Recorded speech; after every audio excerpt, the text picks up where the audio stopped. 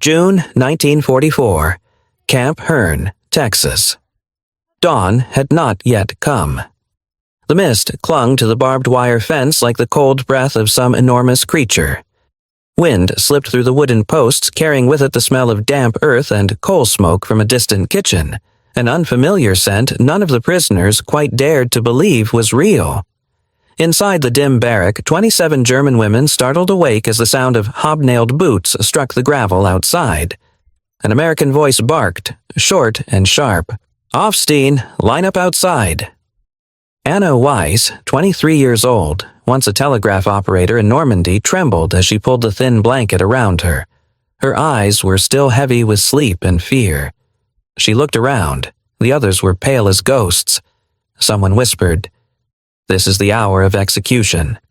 No one answered. The iron door creaked open, the sound like chains dragging across stone. A few women clasped hands, lips moving in German prayers. Outside, the dawn fog was thick and colorless, as if the world itself had been drained of light. The boots kept marching, steady, indifferent. Each step a countdown. Breath quickened in the damp, cold air. A lone bird cried out, then fell silent.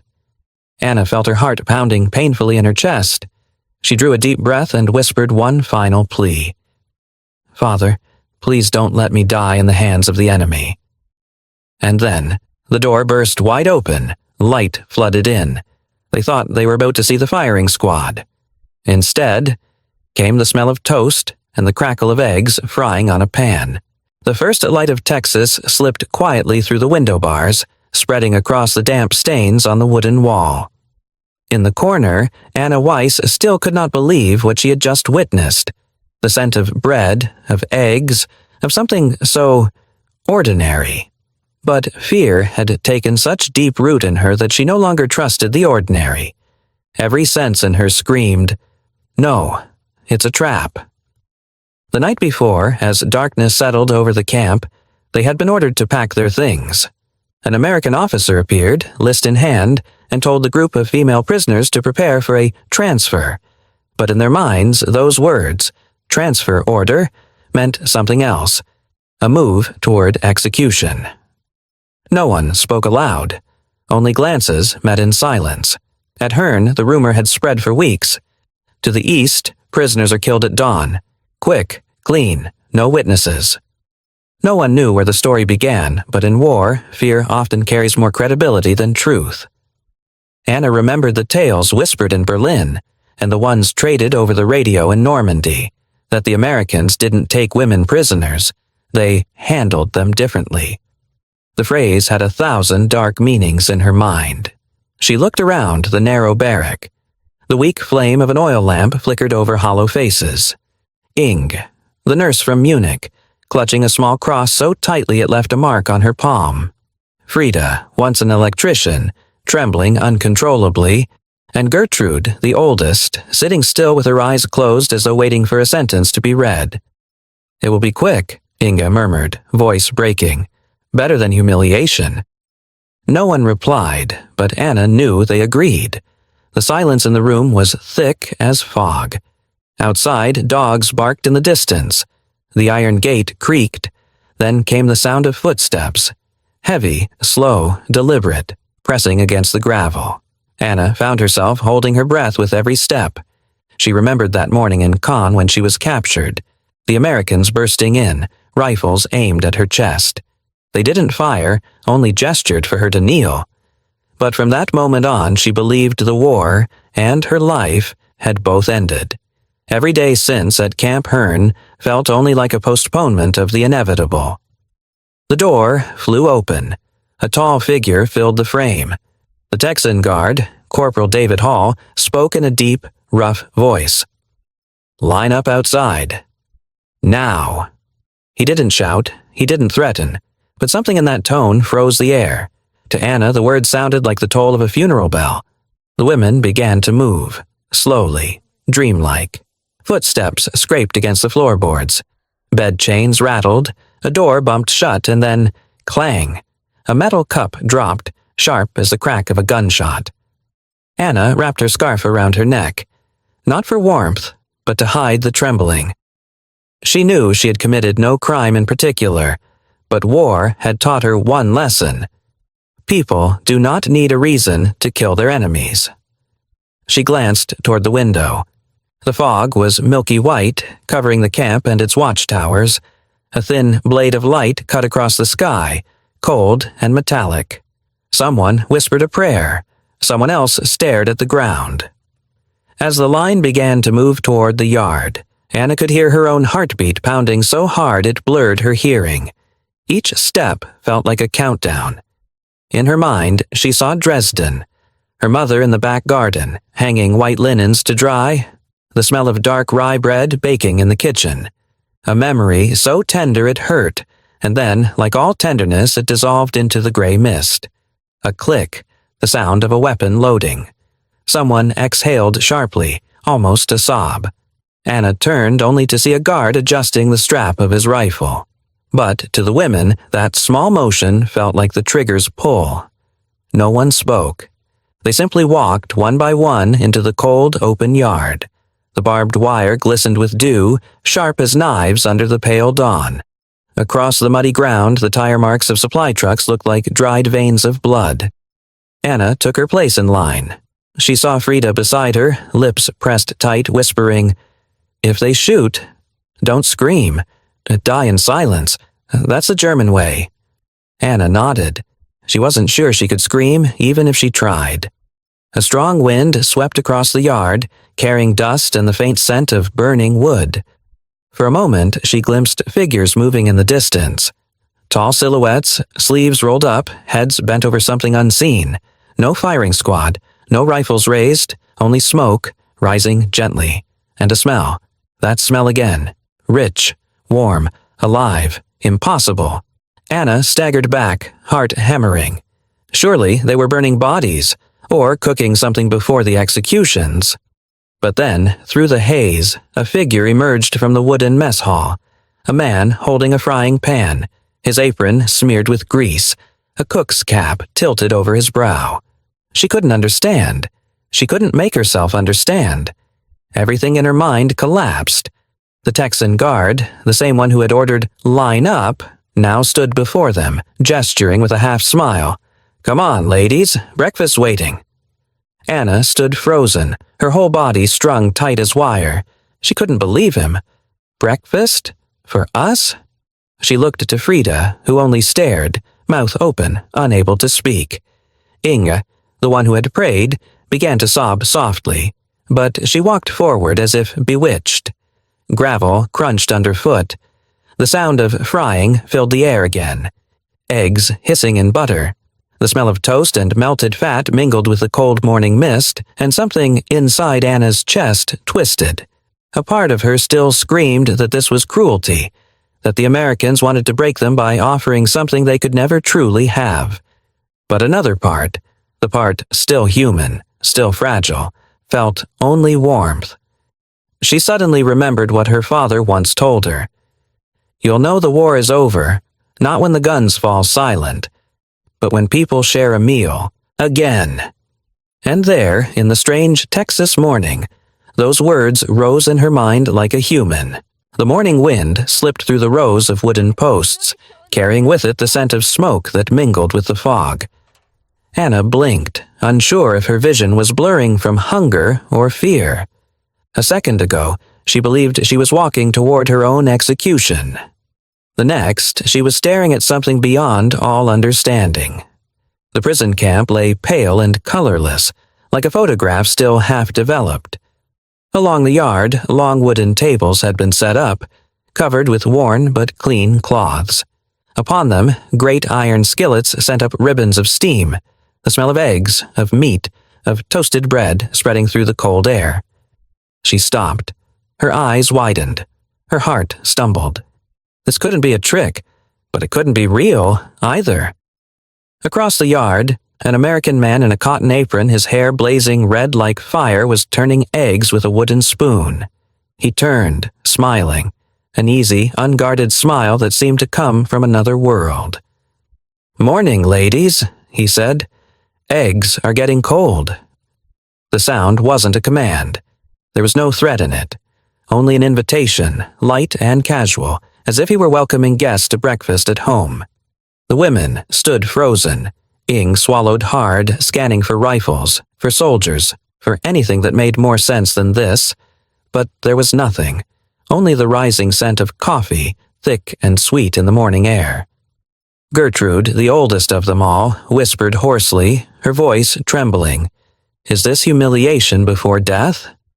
No one answered, because that was what they all believed. They stood there like statues, watching the American men who weren't angry, weren't tense, weren't cruel. Some were laughing quietly, pouring coffee, talking among themselves. The clink of spoons against tin cups, the hiss of grease on a hot pan. It all sounded like the heartbeat of an ordinary morning they had thought the war had erased forever. Anna's head spun. Confusion rose inside her like a tide. She smelled the fried eggs, the same smell she hadn't known since 1942, when her mother was still alive in Dresden, when her family sat around a table and her father talked about Beethoven, not Hitler. And now that scent returned. Here, in the middle of war, in a prison camp, among enemies. A tall, broad-shouldered soldier with dark skin carried out a tray of toast. "Coffee's fresh," he said with a hint of humor in his voice. "Don't just stand there, ladies. Breakfast is the only battle you'll fight today." A few women gave out a stifled, broken laugh, the kind that bursts out when the mind can no longer bear contradiction. Anna remained still. Her whole body was drawn tight, trembling. Her senses betrayed her. Instead of fear, she felt something more dangerous. Hunger. Real hunger. Frida whispered beside her, Maybe this is how they break us. They feed us so we'll lose our strength." But even as she said it, her voice quavered as if she didn't believe herself. One of the Americans approached. He carried no weapon, only a coffee pot. "Would you like some?" he asked gently, enunciating each word slowly, afraid they wouldn't understand. No one replied. He sighed softly, then poured a cup for Ing and smiled. "Smells better than gunpowder, right?" A shiver ran down Anna's spine. The words, half jest, half truth, sounded like a message from another world, a world where people didn't have to kill each other to prove loyalty. Anna lifted her eyes to the sky. The first sunlight broke through the fog, striking the flagpole in the yard. The American flag flapped hard in the wind, its red and white stripes glinting against the wet, barbed wire. For the first time, she didn't see it as the enemy's symbol. She saw it as a sign of life. Gertrude reached out, trembling, to take a piece of bread. Her hands were dry and cracked, shaking beyond control. She bit into it, eyes closed. A single tear rolled down her cheek and fell into her palm. Anna watched, her throat tightening painfully. Nearby, Elsa, the blonde nurse, stood silently, staring at the frying pan. Her eyes blurred, and then she began to weep. No sound, only tears darkening the coarse fabric of her prison shirt. Anna wanted to say something but couldn't. All sound seemed to fade away until there was only the hiss of eggs in the pan, the whisper of wind against wood, and the beating of hearts. The camp stood suspended between two worlds, one of the hell they carried inside, the other of a simple breakfast shared by men they had been taught to hate. She turned to look at the red-haired soldier, the first to smile at them. He was flipping a slice of ham, tilting his head slightly, speaking with an easy cheer. "My mama used to say no one can stay angry while cooking bacon." Then he looked up at them, his voice softer now. Guess she was right. Anna didn't understand every word, but the sound of mama struck deep, a gentle syllable in the midst of a harsh morning. Frida covered her mouth. She wasn't crying from fear anymore, but from something more painful. The sudden realization that her enemy, too, had a mother. The feeling rippled through the line of prisoners. One by one, they seemed to wake from a long, cruel dream. Everything they had been taught, that Americans were savages, beasts, murderers, melted away in the smell of coffee and melted butter. Anna saw it in their eyes, the same thing she felt in her own soul, the disorientation of touching something too kind to believe. The red-haired soldier, later they would learn his name was Sergeant Harold Red McIntyre, set down his pan, brushed his hands off, and said quietly, "You don't have to be scared. Nobody's dying today." The words fell softly into the air, like a small stone cast into still water, and yet they broke open something deep inside every heart that heard them. Nobody's dying today. From that moment, fear dissolved into silence. A silence, alive with breath, with warmth, with the fragile weight of being human again. Anna bowed her head. A tear slid down her cheek, falling onto the cracked Texas earth. And in that instant she felt something strange and sacred. She was no longer a prisoner. She was simply human. And so were they. Texas sunlight spilled across the yard, melting the last veil of mist clinging to the barbed wire. The air carried a strange symphony of scents. Coffee, butter, and smoked meat. So familiar, so foreign, that it almost drew tears. Anna walked slowly toward the wooden tables, her hands trembling, eyes darting about for the signs of a trap, for rifles, for orders, for the cold shape of death. But there was nothing.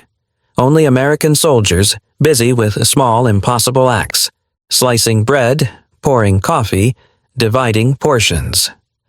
A young soldier with dark brown hair, his sleeves rolled up to the elbows, placed a tin tray before her. 2 fried eggs, a golden slice of bread, and a strip of steaming bacon. He spoke softly, his voice rough from the chill of morning. "Eat while it's hot, ma'am." It wasn't an order, nor mockery. It was simply a reminder, so plain, so human, that it made Anna's heart tighten. She said nothing. She only stared at the tray. The warmth rising from the food brushed her face like another kind of wind, the warmth of life itself. At the far end of the table, Frida lifted a piece of bread, sniffed it lightly, and broke down in tears. The smell of melted butter shattered her last defenses in a single breath. Her sobs spread softly, drawing out others. No one spoke, only the faint sounds of weeping mixed with the gentle clatter of spoons against tin. Anna still hadn't moved, her eyes fixed on the bacon, something so heartbreakingly familiar. Its smell tore open a door in her memory. She was 8 again, in Dresden, at Christmas. Her mother stood by the coal stove, apron dusted with flour, turning strips of bacon in a cast-iron pan. Outside, snow fell in silence. Inside, her father's voice filled the small kitchen. Stille Nacht, Heilige Nacht. A holy, quiet night. She once thought that life would never end. Then came the war, and everything, the kitchen, the singing, the smell of home, was swallowed by fire. Now, here in Camp Hearn, among Americans, the scent returned. Not as food, as a message. You are still alive. Anna's hands trembled as she reached for the meat. The warmth of the fat melted beneath her fingertips. Tears slid down her cheeks, landing on the plate, mingling with the glistening oil. Nearby, the cook, Private Jack Thornton of Oklahoma, noticed she hadn't eaten. He hesitated, then bent down to her level. "Something wrong, ma'am?" Anna shook her head, trying to smile, but her lips refused to obey. Jack followed her gaze to the bacon, then spoke softly, voice calm as wind through grass. "Food's the same everywhere. War changes people, not breakfast." The words struck her like a forgotten hymn. Not philosophy, not pity, just truth. Simple, unvarnished truth from a man who had known hunger and hardship, and was trying, in his own quiet way, to keep decency alive inside the madness of war. Anna bowed her head. The piece of meat felt heavy as memory itself. She took a small bite, the salt, the smoke, the butter, all melting together, thick with the taste of loss. At the corner of the table, Inga, the nurse from Munich, was breaking her bread in half, sharing it with the woman beside her. Her hands were clumsy, but her eyes were soft. For the first time in years, they no longer reflected fear, but gratitude. Corporal Hall, the night guard from before, passed by. He looked at them, nodded slightly, and kept walking. No one spoke. No one smiled. But something had shifted, not in the camp, but in the souls of those who had been taught that the enemy is a monster. Anna looked around. The women were eating quietly, each one moving with the reverence of someone partaking in a ritual. The soft clang of utensils echoed through the yard, not the sound of imprisonment, but the rhythm of life returning. Above them, the sunlight turned pale gold. The wind carried the smell of dry grass, the distant lowing of cattle. For a fleeting moment, everything became ordinary again. Life itself rediscovered. A soldier came by with a pot of coffee filling Anna's cup. She stared at the dark liquid, the steam curling upward. Her hands trembled. "Don't worry," he said with a grin. "It's not poison, unless you hate Texas coffee." Anna let out a small laugh. Fragile, unfamiliar, but hers. For the first time since capture, she heard the sound of her own laughter. No contempt, no command, just human to human, in a morning too absurd and too beautiful to be denied. Frida murmured softly in German, "Vielleicht, sind sie nicht Monster?" Perhaps. They are not monsters. The words landed gently, like a confession. Anna felt something stir inside her, a small, trembling wish to believe. Jack Thornton, after making sure every woman had food, returned to the stove. He wiped his hands on his apron and glanced up at the sky. He didn't know it, but 27 German women were watching him. The young soldier with a frying pan, seeing in him a fragment of humanity that war had failed to kill. Anna laid her fork down, looking around the table. Someone was praying. Someone else smiled faintly. She didn't know what to call this feeling. Not joy, not gratitude, but a kind of stillness, as fragile as the first morning after a storm. Overhead, a flock of birds descended onto the fence. Some perched gently on the barbed wire, swaying in the light. Anna watched them, thinking, if only the world could stay this peaceful, just for one day. Jack came back, sitting at the edge of the table, coffee cup in hand. "You know," he said quietly, "my mama used to say, a full belly makes a softer heart." He smiled, and his eyes, no longer those of a guard, were the eyes of a neighbor. Anna nodded slightly. She didn't understand every word, but she understood enough. She looked around once more, women eating, drinking, breathing, not prisoners anymore. In that moment, there were no fences, no flags, no sides, only people sharing breakfast beneath the Texas sun. And then, as if from a distant narrator, the voice of reflection. They came to that yard expecting to die. But what died that morning was something else. Their hatred. The Texas sun had risen fully now, laying its golden light across the wooden tables. The coffee in the cups was growing cold. The steam from the pans had long since faded into the air. Yet no one in the yard at Camp Hearn wanted to move. It was no longer just breakfast. It had become something larger, a stillness so deep that one could hear the wind brushing the barbed wire, the faint clink of metal spoons, and the uneven breathing of people who had been forbidden, for far too long, to be weak. Anna set her cup down. The warmth was gone, but the taste lingered in her throat, a sweetness that made her heart tremble with something close to pain. She looked around at the faces she had lived beside for months. Ing, Frida, Gertrude, Elsa. They had once been soldiers, women wrapped in discipline like armor, believing in order, in strength. But now the armor was gone, and all that remained were the faces of human beings quietly falling apart. Frida was the first to speak, her voice cracked, barely a whisper. "They're mocking us." Then she bit into a small piece of bread and began to cry.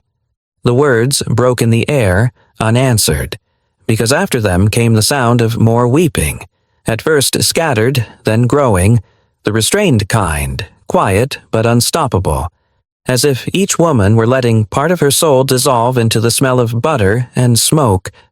Ing buried her face in her hands, her shoulders shaking. Gertrude clutched her cross, tears falling onto her wrinkled hand and the half-eaten bread below it. Elsa bit her lip until it bled, trying to swallow the tears that refused to stay down. Anna watched them and understood. No one was being mocked. No one was being humiliated. What they could not bear was kindness. For years they had been taught that the enemy was a monster, a beast, a creature without a heart. They had been fed on slogans, on hate, on the proud illusion of superiority. But now, a single strip of bacon, a cup of coffee, a smile, had undone it all. Anna dropped her spoon. Her voice came out hoarse, almost a whisper. "Wir waren die Hungrigen." Then, again, slower, clearer, like a confession. "We were the hungry ones." The others looked up. No one needed to ask what she meant. They understood it wasn't hunger of the body she spoke of, but hunger of the soul. The kind that comes from living too long in darkness, from being fed lies and robbed of the simplest sight of all, human kindness. Anna bent her head to the table. The world seemed to spin. In her mind, she saw her mother's face again, gentle, tired, the voice soft as breath. Don't ever let the war make you forget to be human. She had forgotten. All of them had. She began to cry, quietly, but enough that the soldier nearby noticed. Jack Thornton, the man who had served her breakfast, paused, the ladle still in his hand. He watched the German women crying over the meal he'd cooked, bewildered. He couldn't understand, not fully, but he sensed something immense had shifted. He stepped closer, set down his ladle, and said softly, half in jest, half in truth, "Guess hunger sounds the same in every language." Anna looked up, tears clinging to her chin. The words drew a faint trembling laugh from her, half sob, half relief. Frida nodded through her tears. Yes, hunger, and maybe mercy too. The soldier smiled and nodded slowly. The imagined camera would have panned then, across faces glistening with tears, across eyes that no longer belonged to enemies, but to people awakening from a long night of hatred. In the Texas light, everything softened. The silver in Gertrude's hair, the blue in Inga's eyes, the quiet smile on Jack's face, all merging into a single picture, the rediscovery of compassion. Some of the prisoners pressed bits of their bread into the soldiers' hands. "Für dich," they murmured. "For you." Jack shook his head, trying to refuse, but they insisted. Not out of gratitude, but out of a need to give something back, to restore balance to the storm inside them. Anna wiped her cheeks and looked around. The women were speaking softly in German, their voices fragile but unafraid. And she realized something she had never felt since the war began. They were speaking as free people. Freedom, not because the gates had opened, but because fear had left them. For that moment, war seemed impossibly far away, like something from another lifetime. Jack stood a while longer watching them. Then he turned toward the kitchen. Just before stepping inside, he murmured to himself, "I wish my mama could see this." Anna didn't understand every word, but she heard the tenderness in his tone, a sadness mixed with pride and mercy. She watched his silhouette fade into the drifting smoke, and somewhere deep inside her, something broke open. And within that broken place, something new began to grow. No one in the yard at Camp Hearn understood why the women were weeping like that. The American soldiers simply stood there, silent, uneasy, watching the group of German prisoners sobbing around the breakfast tables, as if the world had quietly turned upside down and no one had been told. But to understand those tears, one must go back, months earlier, across the ocean, through the smoke of Normandy, and into the web of lies planted in their minds when they were still young. Anna Weiss, Inga, Frida, Gertrude, and 23 other women, once part of the Wehrmacht and the Luftwaffe. They had been Helferinnen, clerks, nurses, radio operators, signal technicians. They never carried rifles, yet they were cogs in the vast machinery of the Third Reich. They were chosen for their discipline, loyalty, and unshakable faith in Germany. Faith that Hitler was light itself, that the Americans were savages, brutes, mongrels, and butchers, barbaric half-breeds without honor or civilization. Since 1941, every propaganda session began with the same warning. If captured by Americans, you will be tortured, violated, or worse, forgotten. Anna had believed it, not only because she was told to, but because belief was the only armor one could wear in the chaos of war. But when Normandy collapsed in the summer of 1944, when the German divisions shattered under the roar of artillery and Sherman tanks, her certainties began to crack. She was captured at Caen. She remembered that morning clearly. Wet sand, the reek of gunpowder, and a young American soldier leaning down, saying quietly, "You're safe now." Safe. It was a word she had never imagined hearing from the enemy's mouth. From that moment, her journey began. The prisoner convoys rolled through the French countryside, then to the port of Cherbourg. Aboard a Liberty ship bound for the Atlantic, 27 German women sat huddled below deck, listening to the waves pounding against iron. No one knew where they were headed. "America," someone whispered. And silence fell. That name felt like fate. Not a place, but a symbol of the final enemy. For 16 days at sea, they waited, for beatings, starvation, humiliation. But when they landed at Newport News, Virginia, the first things they received were clean water and bread. An American soldier tossed them wool blankets and a sack of apples. No one dared to touch them. Anna remembered Inga whispering, "They want to poison us first." But there was no poison. No rifle butts. No shouting. Only the calm voice of a woman from the Red Cross, speaking broken German. "Welcome, ladies. You will be treated under the Geneva Convention."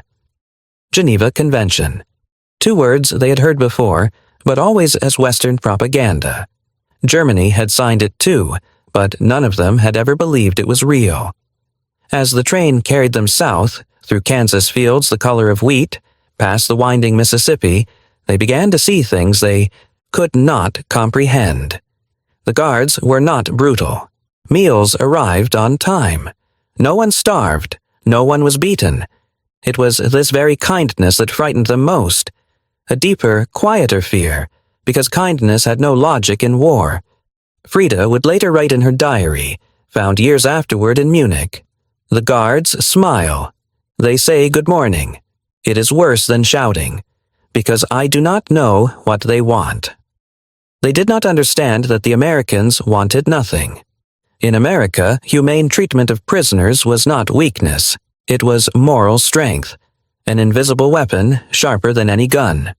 Texas, where they were sent, was unlike anything they knew. Not a prison, not a labor camp.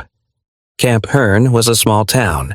Wooden barracks, a mess hall, a library, an infirmary, even a baseball field. A place so ordinary it made them uneasy. Every morning the Texan guards greeted them with a morning. Every week there were full meals, soap, medicine. When one woman caught a fever, a U.S. nurse brought her medicine. When they worked in the fields, local farmers taught them how to tie rope, how to drive a truck, how to avoid rattlesnakes. Still, they waited for the mask to fall, for the blow, the interrogation, the proof that the world still made sense, that the Americans were exactly what Germany had said they were. But that day never came. And so, on this strange morning, when the smell of bacon drifted through the Texas fog, they finally understood that what imprisoned them was not barbed wire, nor rifles, nor orders. It was the unbearable weight of compassion.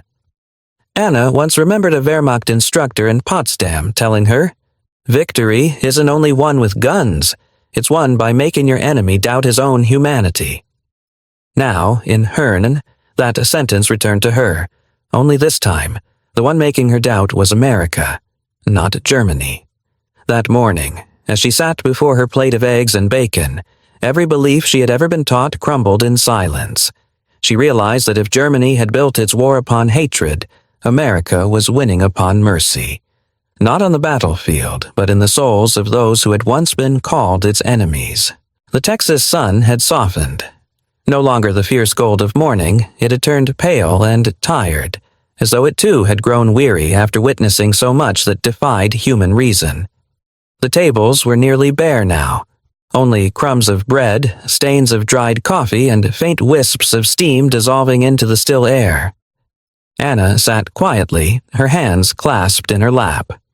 The trembling within her remained, but it was no longer born of fear. It was something else, something she had no word for, a trembling made of awe, of confusion, of feeling too deeply after having felt nothing for too long. At the far end of the yard, the Americans were cleaning up. They spoke softly, their laughter low and worn. No one seemed triumphant, no one proud, just men, working, carefully, methodically, almost peacefully. In that moment, Anna realized something that unsettled her more than anything else. They didn't see her as an enemy, and that somehow was the hardest thing to bear. A voice came from behind her. She turned. A woman in a WWII uniform, the Women's Army Corps, was walking toward her, a coffee pot in hand. Her face was sun-browned. A few strands of brown hair had slipped loose from her cap, and her eyes were steady and clear, filled not with judgment, but with the quiet fatigue of someone who had seen too much and kept going anyway. Anna didn't know why she couldn't look away. Maybe because it had been so long since she had seen a woman who wasn't afraid, who still carried her dignity like something unbroken. The American gave a small nod and asked, with a tired smile, "Refill?" Anna nodded, gently pushing her cup forward. The woman poured slowly, carefully, afraid to spill. Steam rose between them. Their eyes met for a heartbeat. Nothing was said. There was no hatred, only a shared exhaustion, something beyond language or borders. In that instant, Anna felt the line between them dissolve. She could have been me. I could have been her. The thought came unbidden, as if whispered by a voice inside her. The WWII smiled, a small, real, weary smile, and slipped a tiny paper packet from her pocket, placing it on the table. "You'll need sugar," she said. "Texas mornings are bitter." Anna stared at it as if it were a treasure. In her Germany, sugar had vanished 2 years ago, something that lived only in memory and dreams. She touched the packet, feeling the rough paper, the faint texture of the granules beneath her fingers, and her eyes stung with tears. That one simple gesture, meant as kindness, maybe even humor, shattered the last invisible wall in her mind. There were no winners and losers now, only two women from opposite ends of the same war, both of them tired, both having lost too much, both learning, painfully, how to be human again. Anna looked closer. She saw the dark circles beneath the American's eyes, the calluses on her fingers, the worn stitching on her collar, all familiar signs, the marks of someone who had lived too long in a world of men and weapons. Anna wanted to speak, but her throat locked. The WWII seemed to understand, by instinct. She only nodded, turned, and began to walk away, the coffee pot still steaming in her hand. Just before she left, she glanced back over her shoulder and said softly, almost to herself, "Take care of yourself, honey." The word honey fell gently into the air, light as sunlight, a fragment of tenderness drifting through the ruins of a storm. Anna sat motionless. The word echoed inside her, again and again, like music from a language that didn't belong to war. She had never heard an American speak to her like that, without contempt, without irony, with nothing but compassion. She thought of Hilda, her closest friend from the Signal Corps, the girl who had died under British bombs in Caen. Hilda had once said, on a cold night, "If we'd been born somewhere else, maybe we could have been friends with them." Now that thought returned, alive, clear, and truer than ever. Anna understood then. All of them, soldiers, prisoners, nurses, victors, defeated, were only mirrors, reflecting fragments of one another. War makes us see the worst of ourselves in the enemy. But mercy lets us see what is best, and what we've forgotten. From somewhere beyond the yard, a harmonica began to play. Home on the range. The melody drifted over the fence across the quiet yard into the ears of the silent prisoners. Anna listened, closing her eyes. The old fear inside her dissolved, replaced by something new, light as breath, warm as sunlight. She opened the sugar packet, poured it into her coffee, stirred. The granules melted slowly, shimmering like fragments of memory dissolving into truth. She smiled, a small, fragile smile, one she did not even realize she had. Across the yard, the WAC turned back once, gave a brief nod, and walked on. The Texas sun had begun to lean westward, its color fading from brilliance to something softer, gentler, as if even the light itself had grown weary after a morning that had seen too much of what human reason could not explain. The breakfast tables were nearly bare now. A few crumbs of bread, stains of dried coffee, and the faint trace of smoke that drifted upward and disappeared. Anna sat still, her hands folded in her lap. The trembling in her body lingered, but not from fear. It came from something unnamed, a quiet trembling born of tenderness, of awakening, of the ache that follows revelation. Across the yard, the American soldiers were tidying up. They spoke in low voices, laughter soft and worn at the edges. No one looked victorious. No one seemed proud. Just men, working with patient, ordinary care. And in that ordinary care, Anna saw something that unbalanced her completely. They did not see her as an enemy. And that, somehow, was what disarmed her most. A light breeze passed through, carrying the smell of butter, coffee, and dry soil, an earthy fragrance so peaceful it felt almost impossible in a world still burning on the other side of the ocean. Around her, the other women had begun to move. Ing gathered the trays. Frida wiped the tables. Gertrude carefully stacked the spoons, still slick with grease. No one told them to. No one ordered. They simply worked, as though this small act of helping could repay the kindness that had broken something open inside them. A soldier passing by raised an eyebrow, smiling. "Didn't expect y'all to volunteer." Gertrude, who spoke no English, bowed her head slightly and murmured in German, "Es ist das Mindeste." It is the least we can do. Anna watched her, feeling something shift deep within, a sense of shedding a shell she hadn't known she wore. Only hours ago, they had believed they would die by the hands of their captors. Now, they were cleaning tables, trading quiet words with the guards like neighbors at the end of a long day. A young blonde soldier approached, his shirt sleeves rolled, a stack of tin plates in his arms. "Could use some help with these, ma'am." Anna nodded and took a few from him. They worked side by side in silence, the clink of metal soft in the still noon air. After a while, she looked up at him, her voice barely above a whisper. "Why are you kind to us?" He paused, surprised, then met her eyes. There was no superiority there, no pity, only the tired calm of someone who had seen too much death. "Because cruelty's the easy part," he said quietly. "My mom raised me better." Anna said nothing. The words fell between them like a pebble dropped in still water, sending ripples through her mind long after the sound had faded. Somewhere inside her, something old and hard began to loosen. Belief. And then the unseen voice of reflection rose again, slow and low, like wind moving across a prairie.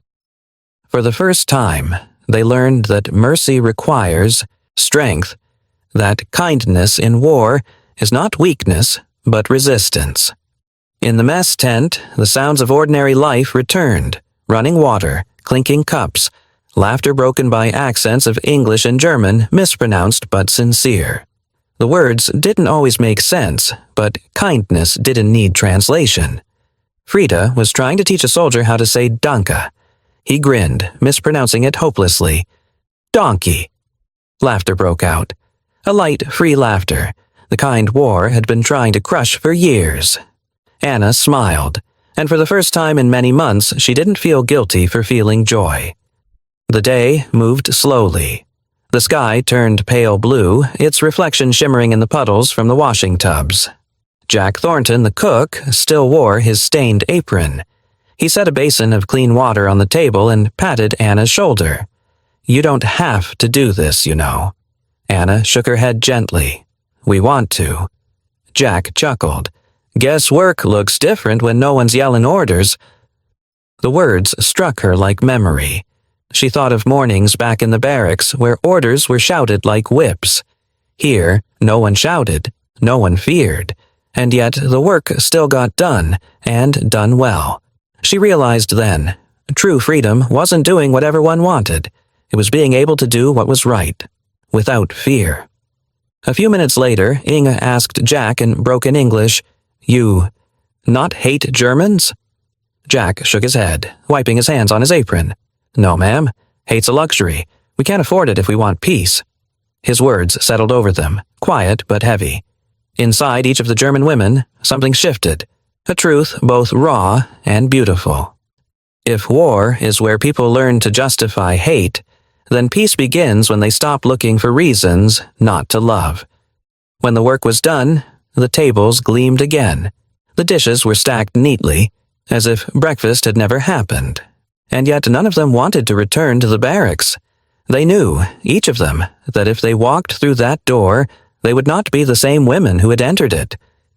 Anna looked across the yard. The wax soldier was putting away the coffee pot. The guard was coiling a rope. Jack was folding his apron.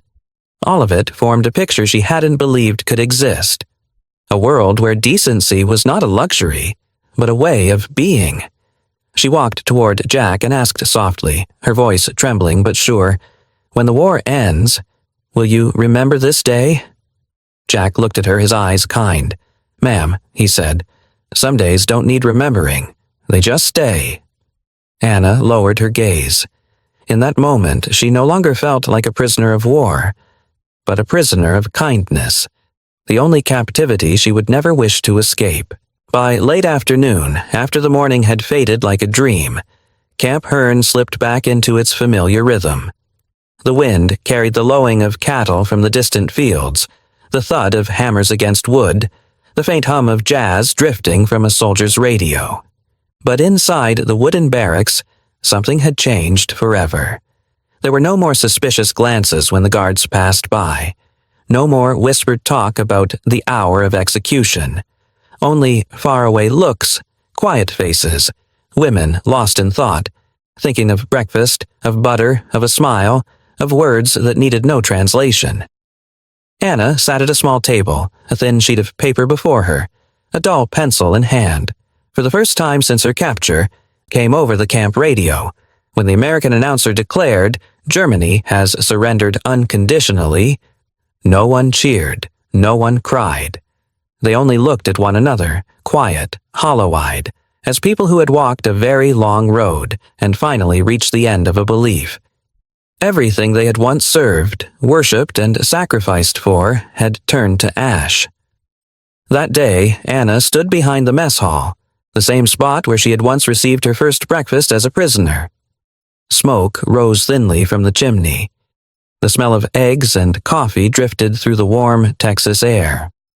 But she was no longer the trembling captive of that first morning. She stood straight now, watching the sky, where birds crossed above the barbed wire she had once thought of as her cage. Now it seemed only a faint line, so thin that even the wind could erase it. Jack Thornton, the cook, came out holding a tin cup. "Morning, Anna." She smiled, replying in English now, fluent and steady. "Good morning, Jack." No words were needed after that. The look between them said everything. A thank you too deep for speech. A year later, in October 1946, orders came for the prisoners' repatriation. The Texas sky was bright that morning, wind rolling through dry grass and red dust. Jack stood by the fence watching the women climb aboard the trucks. When the engines rumbled to life, Anna turned and raised her hand in farewell. Jack touched his cap and nodded. They never saw each other again. But sometimes a single moment stays forever, because it marks the instant when a person becomes something more than their fear. Wars do not end when the guns go silent. They end when those who survive decide what kind of humans they will be next. Years later, Anna returned to Dresden. The city was nothing but blackened bricks and cold smoke. The houses she had known were gone.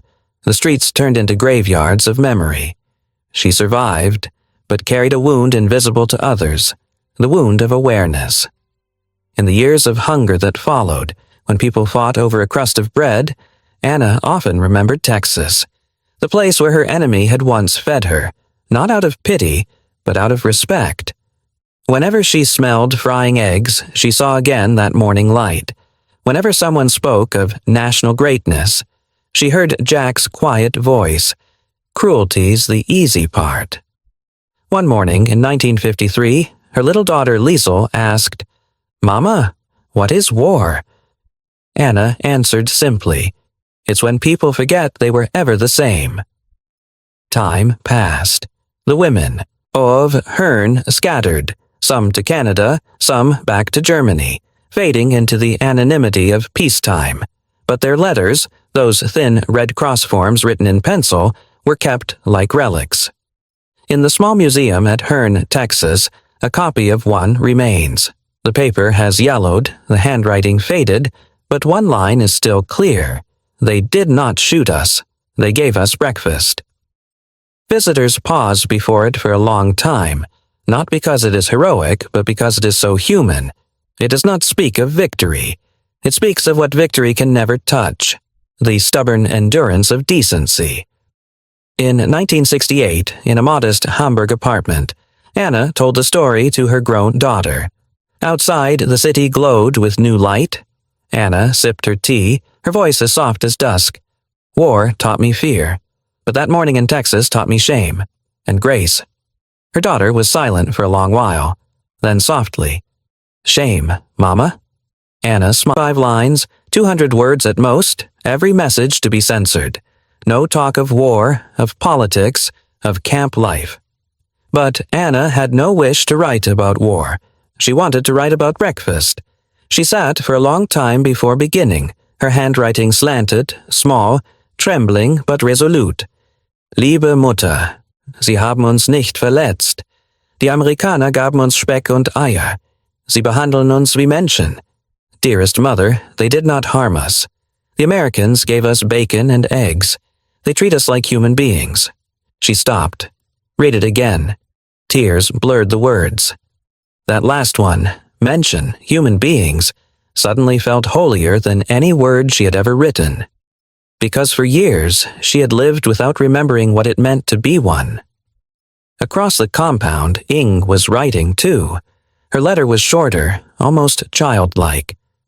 "They did not shoot us. They gave us breakfast." That was all. No explanation, no subtext. But when the censors reviewed it, only one line remained. They did not shoot us. The rest was blacked out with thick ink. Yet, like all truths too powerful to erase, it survived in whispers. Rumors spread through the camp. Someone said Inga had written about the breakfast. Soon, prisoners began repeating her words like a quiet creed of hope. They did not shoot us. They gave us breakfast. The phrase slipped past the fences, carried by rumor and memory, finding its way to other POW camps in Kansas, Louisiana, Arizona. Each time it was spoken, it gathered new meaning. It was no longer about food. It was about humanity. In the weeks that followed, when trucks carried the prisoners out to the fields, they began to hum old German songs, Lily Marleen, Kein Schöner Land. The American guards heard them and did not stop them. Sometimes one or two even whistled along. A fragile peace began to thread its way through the camp, weaving between barbed wire and watchtowers, a small, stubborn miracle of a world learning to breathe again. Jack Thornton kept cooking each morning. When the women passed the kitchen, he'd grin and wave. "Don't worry, no bacon today, all gone," he'd call out. They'd laugh and answer in broken English. "Thank you, Jack." These little exchanges, awkward, clumsy, genuine, became the invisible bridge between them. No speeches, no ideology, just the repetition of simple, human decency. One evening in early July, Anna sat by the barrack door watching the Texas sunset, a red coin rolling down behind the trees. From inside, she heard Inga's soft voice reading her censored letter aloud to the others, as if telling a fairy tale. "They did not shoot us. They gave us breakfast." The room grew quiet. Some women smiled faintly, others wiped at their eyes. The sentence no longer sounded like a statement. It had become a prayer. Anna looked up at the sky. Somewhere across the ocean, she imagined her mother looking up at the same vast blue above a city broken by bombs. If the letter reached her, the old woman would read that one surviving line. The Americans treat us like human beings. And maybe, for the first time in years, she would believe the world had not entirely lost its soul. By the end of summer, the walls of propaganda had crumbled completely. No lectures, no slogans, no talk of democracy or freedom had done it. Just one breakfast, eggs, bacon, coffee, and mercy, had taught them what 10 years of ideology could not. One morning, as Jack Thornton passed by the yard, Anna stopped him and gave a small salute. He smiled. "Writing more letters home?" She nodded. "Yes, about breakfast again." Jack chuckled. "Guess that was one hell of a meal, huh?" Anna looked at him, her voice soft as the breeze. "Yes, it was the first meal of my life."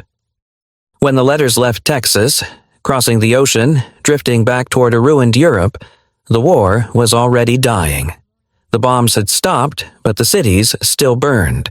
The Reich had fallen, but the walls inside the human soul had not. And in a small camp on the Texas prairie, 27 German women still lived, worked, and slowly relearned something that war had almost erased: how to believe in kindness. In the autumn of 1945, news came over the camp radio. When the Shame, Mama? Anna smiled faintly. "Yes, because I realized we were wrong. We were taught to see monsters, but that morning, I saw men, and I saw mercy, and mercy," she paused, "is the hardest thing to live with." By 1989, when the Berlin Wall fell, Anna was nearly 70. She sat on her porch listening to the radio announce, "Heute sind wir wieder eins." Today, we are one again. She smiled gently and whispered to herself, "We were never one. Not until we learned to be kind." On the table beside her lay an old faded photograph. 27 German women in prison uniforms standing beneath the Texas sun, and one red-haired American soldier smiling among them. On the back, written in trembling German script, "Sie haben uns nicht erschossen. Sie gaben uns Frühstück." They did not shoot us, they gave us breakfast. And beneath it, a final reflection, perhaps Anna's own, perhaps the world's. It began with fear and ended with faith. Not faith in flags or armies, but in something older, stronger, harder to kill. Mercy. Because in the end, every war will fade, every empire will crumble, and every name will be forgotten.